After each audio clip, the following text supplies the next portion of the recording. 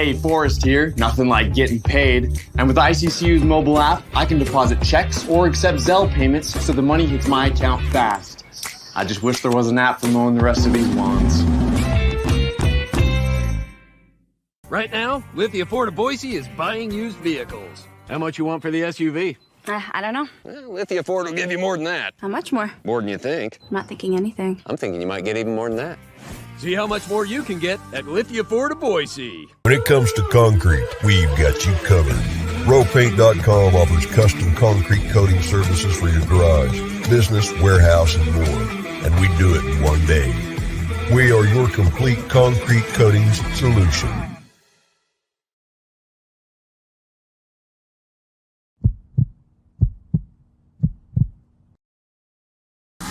This is Bronco Nation News Live.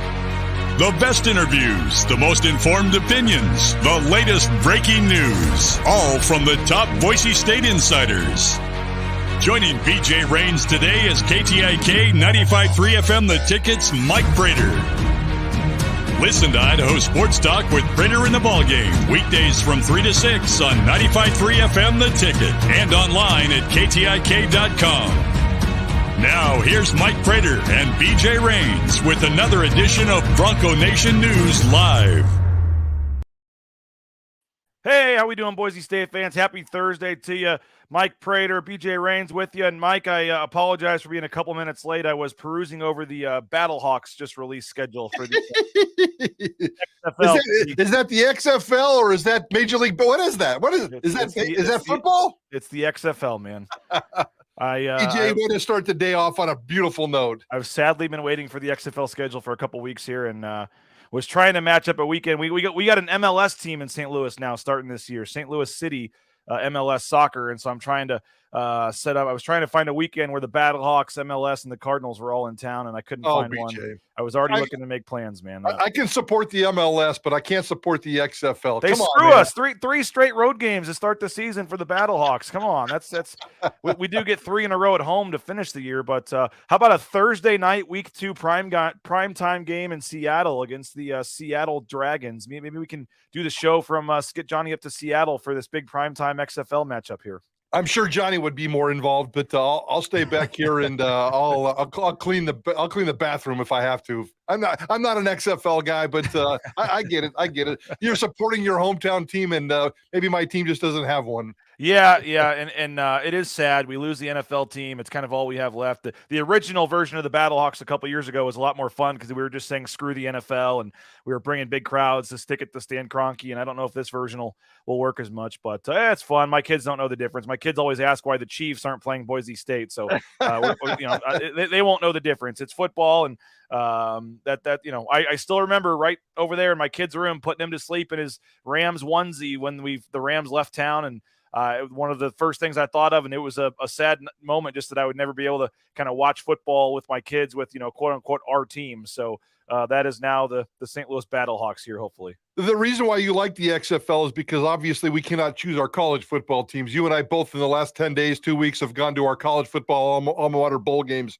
and both of our teams laid an egg, BJ. It really kind of sucked. You spend all that money, you go to bowl games, you're in Memphis, I'm in Pasadena, and both of our teams just stink it up. So maybe that's why you have to watch the XFL. We got to triple overtime. I'm not going to say we stunk it up, but we did lose in triple overtime. But it was rally. It was a nice rally. It was a miracle rally, and I will not confirm or deny if we were actually heading for the exits or not before turning around to come back in. It was.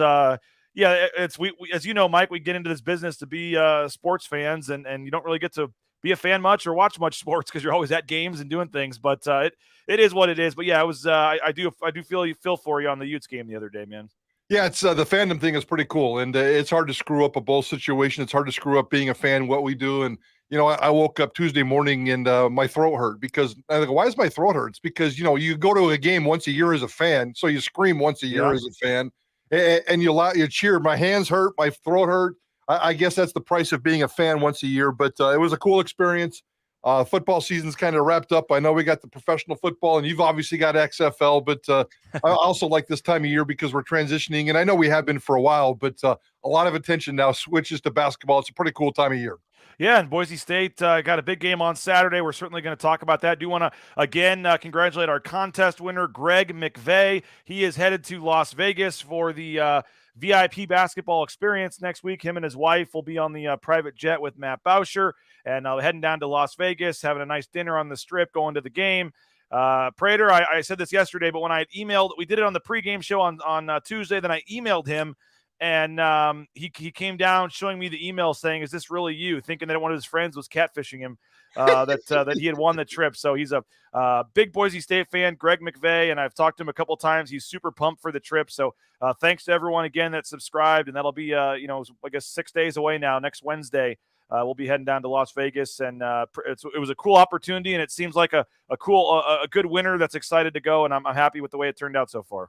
That's a very cool deal, BJ. Look at the look on that guy's face. He's pretty fired up and excited, probably just to meet you. So I think that's a cool story, and I love what you guys are doing. And kudos to Matt and to you and the whole gang and Bronco Nation News. That's a cool contest. And you guys, other than the fact that it's Vegas on a Wednesday, I guess every day in Vegas is like a Friday night. So get on there and enjoy and have a good time. That's cool. Blame Matt Bauscher for that one, because the two options were Las Vegas or San Diego, and San Diego was a Friday night game, which would have been a little better, but Matt was unavailable for that game. So the choices became, I think, Vegas or like Laramie or something. It wasn't that hard of a choice. So we said, okay, it's going to be Vegas. And so Wednesday night, but we'll work due, and we're going to take care of them, and hoping to make this a regular thing, a yearly thing. So maybe at the golf tournament we can raffle one away for a football season or something. So we're very grateful to the private jet owner who refuses to let me say his name on the air and take credit for any of this, but it is a secret Santa, as you may. It's been a big supporter of Bronco Nation News and my family, and so we're very appreciative to them and all of our sponsors here. But we do have a lot to talk about, Mike. Looking forward to the game on Saturday, as I said, Utah State. But I got to ask about Marcus Shaver Jr., man. You've been covering this team for a long time. You've seen a lot of clutch players over the years, going throughout the Leon Rice era, going back before. But Marcus Shaver Jr., four shots last year in the final minutes to either tie the game or put Boise State ahead. And then sure enough, he does it again on Saturday. Tuesday, I guess it was. Wasn't having a great game. Was 0 for 3 from three-point range. Tie game, clock winding down. He was still the guy you knew was going to take the final shot, and he drains the game-winning three with 2 seconds left. Where does Marcus Shaver Jr., in terms of his clutchness and hitting these big shots, rank for you in the years you've watched Boise State basketball? I don't know if I remember anybody who's more successful at the clutch situations. And yesterday on the show, and for many, many years with other cohorts and peers in this business, I've been having a debate about the word clutch, which I think is the most overused word in the history of sports. Is he clutch or is he just good? And there's a combination of both. And I don't need to dive into that debate today. But Marcus Shaver is probably Big Shot Shaver is the most accurate moniker, most accurate nickname that I remember at Boise State in a long time. He comes through, and it's not so much about, when I say clutch, you put down a list of like the greatest clutch players of all time, and it's like the 15 greatest athletes of all time. So we're talking about, first of all, you have to be a great athlete, and then you have to have the mental composition to make it up. Step on your throat, killer mentality, murder face you, and have that kind of a killer instinct, Michael Jordan style. That's why Michael Jordan was clutch, because he'd rather, punch his mother in the arm than lose a basketball game. So that's the clutch gene.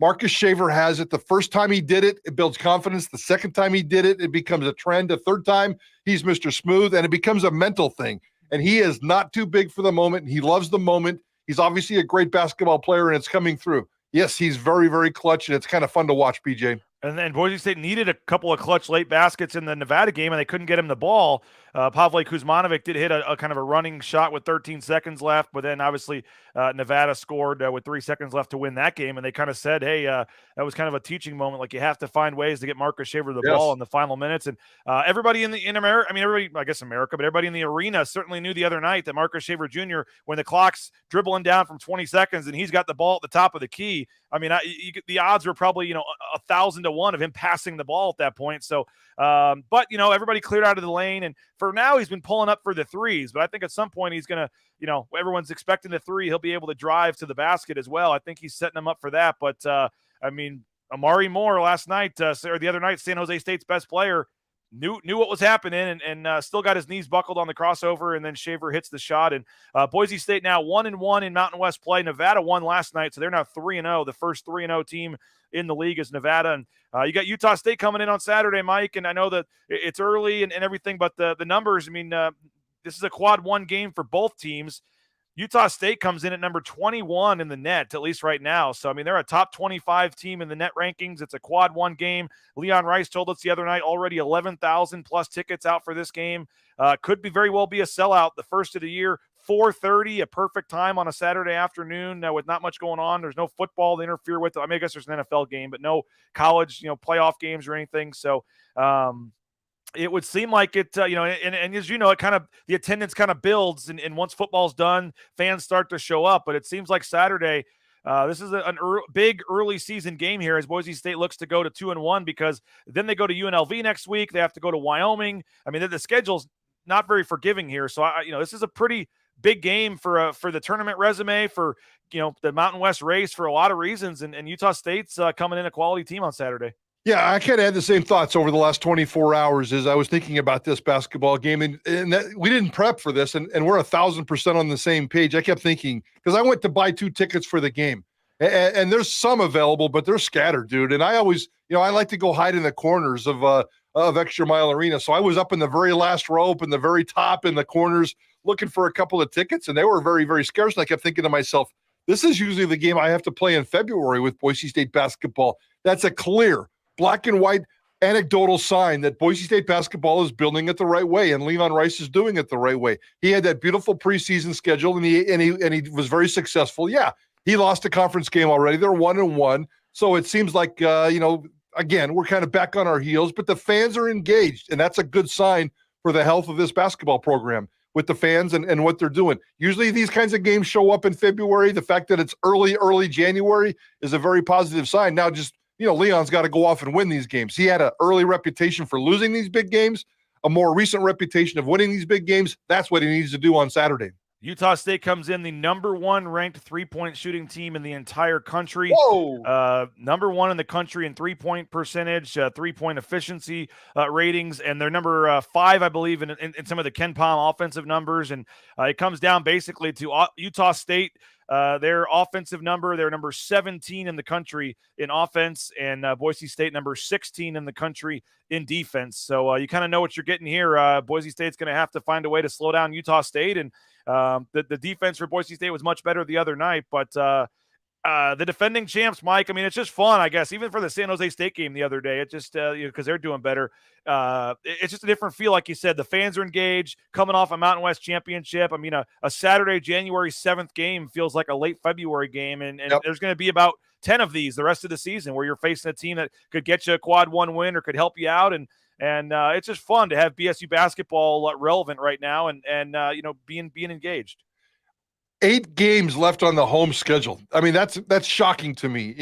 Some of us, myself included, and Leon always makes fun of me that, we wake up from our football coma and all of a sudden it's January and it's the basketball season. There's 8 games, 8 home games left, 4 conference games this month, 4 conference games next month. And then this basketball season is over for the home games, depending on what happens down the road. So, it's very, very shocking to me that we've got to this point in the season, and Boise State's playing well and doing good things. So I'm definitely looking forward to this Saturday. I worry about this basketball team. Before this bowl season started, I talked about how Leon said the toughest team is going to win the Mountain West. And I liked the toughness of this basketball team, and I liked what they were doing. And I said that they were going to win an NCAA tournament game this year. I'm still sticking with that. I still believe that's going to happen, but there's some signs, as you've pointed out, and other people as well, a little bit of depth, maybe some big guys. Leon Rice has got a lot of work to do, and it starts on Saturday. And Utah State's just going to come down. Those guys, Utah State, I love the way they play basketball. Perimeter, bomb, bomb, bomb. And it's a different kind of basketball for Boise State, but they have to win this game on Saturday. Yeah, you win this game, you're 2-1, you're feeling okay about yourself. But again, you have back-to-back road games next week, Las Vegas and then Wyoming. 2 tough trips. The following week, you have to go on a Friday night to play in Albuquerque. So, by the way, all 3 of those games are 9 p.m. starts. So you have to get some coffee going. At least they're on the road, I guess. But the 9 p.m. Mountain Time at UNLV next week, at Wyoming and at New Mexico for the next 3 games. National TV games, though. So yeah, big stretch coming up. You have Nevada at home in there as well. So you got to win. You got to win on Saturday. You'd like to win on Saturday to certainly get to 2-1 and be feeling a little better about things moving forward. There was some football news, some football roster stuff, Mike. I want to get your take on that, but first want to tell folks about Cutwater Canned Cocktails, our studio sponsor here. Check them out. More than 30 flavors of pre-mixed premium cocktails. You can find your flavor of choice at your local gas station or grocery store. Rowpaint.com, back for another year as our title sponsor. They're offering 15% off interior painting this winter. Just use the promo code BNN15. That's right, BNN15 gets you 15% off the interior painting of your home. Get more information and get that estimate, ROEPaint.com. Lithia Ford of Boise, a love of community and the sports that bring us together. That's why Lithia Ford of Boise is the official sponsor of Bronco Athletics and proud to be part of Bronco Nation News. But no matter what team colors you wear, Lithia Ford wants you to know you're welcome here. Check them out, get more information, and view their inventory at lithiafordboise.com. And, of course, Idaho Central Credit Union, Mike, the new sponsor of our YouTube chat comment line. So get those chat comments in. We'll get them on the screen here. Idaho Central Credit Union, more than 500,000 Idahoans have made the switch. You can too. The online mobile e-banking, it's just so easy. Do what the Raines family did. Make the switch, and you'll be so happy you did. You can get more information, ICCU.com. Okay, we've had some news, Mike, and I want to start with the offensive line here because we know John Ojukwu is gone, and now you find out that Keikani Lamia Gonzalez also deciding to retire from football. He was dealing with some concussions and things a couple of years back, and has not been able to have the career he may have thought he was going to have, coming into Boise State. And this year, obviously, was in and out of the lineup some, but you look at that offensive line, and I think they're going to probably have to go get a transfer, in my opinion. But and by the way, keep an eye on Washington State. They've got 2 starters in the portal along the offensive line. You got Cade Beresford here that obviously knows the Washington State program very well, being a former player. You wonder if he's going to try to bring down one of their guys. But you're now looking for a starting center and a left tackle. You probably move Beresford over to left tackle, but you feel pretty good about the guys you have coming back. But now maybe at least a little bit unexpected, another hole to fill. Yeah, there's no doubt that one of the biggest transitions and one of the biggest storylines this offseason will definitely be Boise State's offensive line, which doesn't sit well with fans who have been very disgruntled with this offensive line, up and down for like the last 5-10 years. Boise State's offensive line is not as bad as fans think. It grades out better than fans think, but I certainly understand the angst and the inconsistencies. They need Garrett Curran to come back. Yesterday on the Idaho Sports Talk, we talked about 5 players that we don't know the status of. We're talking about Bowens, Hawkins, D. Washington, Schramm, and Garrett Curran. And if they can get Curran back, who I started the first 2/3 of the season at left guard, he had 1 start, I think, at right tackle when Beresford had to move over. So there's some flexibility there with Curran. And, I don't know how they feel about him. I have no idea what his situation is moving forward, but it's a body. And the one thing we said yesterday is that one of the most important stats on a football team is offensive line starts. What kind of experience you can get on the offensive line. So I don't care if he's good, bad, or indifferent. I need Garrett Curran because he's got experience. Everybody else on this offensive line is going to be fresh. There's a couple of young freshmen. You're 100% right in the transfer portal. I think they need to go get somebody on the offensive line. The offensive line is very much a position of transition right now and in flux. And everybody else and everything else on this football team, I think, is in good shape offensively, except for the offensive line. Ben Dooley, you feel pretty good about Ben Dooley coming back, and he's played some different spots, but you can obviously slide. You got Ben Dooley in there. You have, but he missed obviously a lot of the season, but you'd think that he could be back. Randolph, they really liked what Mason Randolph did late. He's had starting a lot of games as a young kid. Will Farah's gone though, right? Will Farah, I believe, is out of eligibility, so he is gone. Yep. So you look at basically the last couple of games, you're losing 3 starters. I mean, you look at at Wyoming game, and you started Ojukwu, Farah, Lamia Gonzalez, Dooley, and Beresford. So you lose 3 starters from some games earlier this season. But if you have Dooley, if you have Curran and Beresford, that's a nice place to build around. You have Randolph. But certainly at least one opening. I know they had some young guys they did like, coming in, getting some playing time late in the season. Yep. I thought that it worked out pretty well adding in Cade Beresford. So if you can add another kind of impact guy like that to shore things up, that would certainly help. Absolutely, especially with the news that George Jelani is coming back, and you got a monster running game potentially. You need that offensive line. So getting into that transfer portal. I was asked the other day if Boise State's done with the transfer portal. I don't think that they are. I mean, nobody's ever really done with the transfer portal going and or coming right now.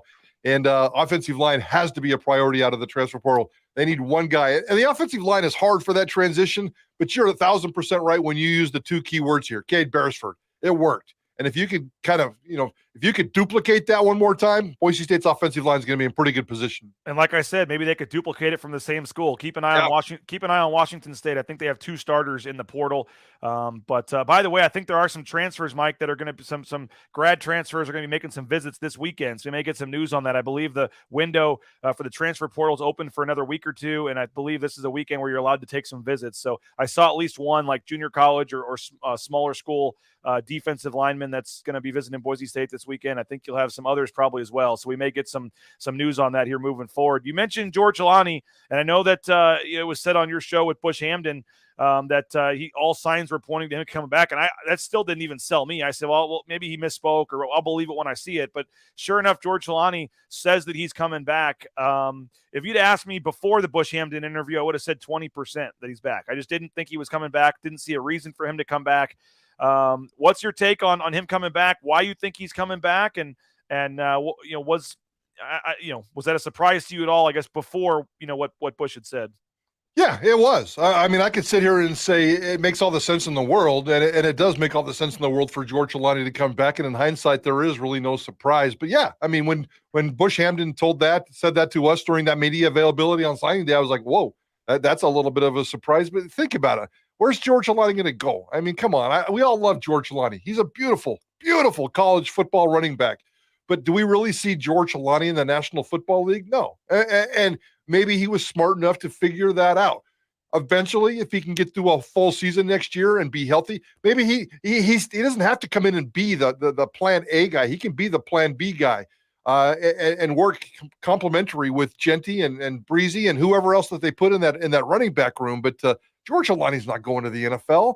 He'll get a shot. He may end up in camp, but I can't see him making a roster. If he loves football, and if he loves all the things that he said over the last couple of years, the camaraderie, the college football, the brotherhood, blah, blah, blah, blah, blah, blah, why wouldn't he come back? Yeah, it probably makes sense. But you look at that running back room now, any concern with Ashton Genty all of a sudden seeing George Alani coming back and, wondering if he might find more playing time elsewhere, or any concern at all about Genty transferring now? There's always concern. Absolutely, there's always concern. I hate to even bring that up. I just nowadays with the transfer portal and with the NIL stuff, I mean, I would assume he's happy here, and I'm sure they tell him he's going to have a huge role. But I think he was probably expecting to be the man next year. And if George Alani's back, I mean, I know Johnny still thinks that Genty could start, but I don't know. I just wonder. You're always cynical, I guess, or at least thinking about doomsday scenarios, and you'd wonder if that potentially might be one of them. Yeah, I mean, absolutely, it could be one. And Genty, I was just looking at my notes here. I think he had 1 or 2 starts already this year because of Alani's track record. But I'm trying to put my mind into a 19-year-old running back out of Texas, and he's here for 3 years, and he's got to be thrilled with what happened last year. You don't just walk into a football program as a true freshman running back and make the kind of impact that he had. So success, check mark, success for Ashton Genty as a true freshman. Next year, it's a transition year. If he could get better, maybe he is more of the A back, and maybe it's more of a 50-50 thing as opposed to George Alani. And he gets more touches and more carries and more yards and more production, and everything's beautiful. And then he knows that third year he's going to be that rock star. So I think if you look at it in a 3-year progression, because he's not going anywhere for 3 years, it seems like that he's in a really good position. And the running back, why not preserve the legs? Why not have a partner? Why not have a tag team? If he approaches it from that angle, I think it makes a lot of sense. Yeah, I would probably agree with that. He's probably not going anywhere. I'm just saying it brings up the possibility. But you probably have Dubar redshirting now, or at least getting to 4 games. And I don't know if they, maybe they find a role for him. But if you get both those guys back, I don't know if you need to do that. But again, you got to keep Dubar happy so he doesn't transfer nowadays. Exactly. So I mean, it's going to be a juggling act. But we got Riley Smith with his announcement also recently that he's coming back. Mike. We mentioned the line having some questions, but pretty much all the skill position players expected to come back now at this point. You got Austin Bolt coming off injury as well. I mentioned the running backs, Riley Smith. I mean, what Bush Hamden certainly knew what he was doing, I think, in terms of what the cupboard was going to look like when he took this job. But in terms of hype, in terms of attention, I mean, we got 8 months to do it. But, I mean, is this going to be one of the more hyped offenses or offenses expected to do a lot that we've, can remember in a while here? I think I'm not going to quite go there with the offense because of the things we talked about with the offensive line. But in terms of the skill positions, I mean, we can debate skill positions on this Boise State offense all season long, all off season long, in terms of the quarterback and the depth, in terms of the running back and the depth, in terms of the wide receivers and the depth. We talked about Billy Bowens. He's got a decision to make. Does he even come back? I mean, the wide receiver room is going to be stacked like crazy. The tight end room with Israelis, it's going to be insane. So, I cannot wait to watch the tools that they have to play with. It's going to be beautiful. What'd you make of? We'll finish this up with a little bit of coaching talk, but Jabril Frazier gets promoted. They brought in the former D coordinator over at Nebraska as well. You lose Frank Maile. You lose a couple of coaches. Popovich goes to BYU, but you give the raise to Spencer Danielson, and to have Bush Hamden at $400,000, to have Spencer Danielson at $425,000. Just what do you make, I guess, of the increase in salary here and just the new look makeup of the coaching staff? I think what Jeremiah Dickey and Andy Avalos have done with this coaching staff is brilliant. It's beyond brilliant in terms of the money that they came up with. We all knew this was coming. I wrote about it. You talked about it. We all said, Jeremiah Dickey, how are you going to figure out this mathematical puzzle of trying to get Keith Boniface a big raise, trying to maintain Spencer Danielson with a raise? You had to replace Dirk Cutter, and the standard was probably going to be about $400,000. And you did the math. It's like, were they going to? They almost needed to come up with $1 million extra bucks just to pay for the assistant salary pool, and it's probably not going to be quite that high because of the guys like Jabril Frazier. I love that hire. I loved him as a player. I was really perplexed and confused. I know injuries played a role, and health did. That he didn't get any kind of shot in the National Football League outside of that cup of coffee with the Jets. So. They love him. He's been back here paying his dues, and I cannot wait to see him. I went over and shook his hand on signing day and hadn't spoken to him for a couple of years, and he seems excited. So bust out of that shell, and because he's always been kind of a quiet guy, and you see him at practice every now and then busting out the drills. The growth of that dude's going to be really fun to watch, BJ. What do you make of Fresno State's OC, Kirby Moore, heading over to Missouri to be with Eli Drinkwitz there? I've been thinking about that one. I don't have an answer. I always have an answer.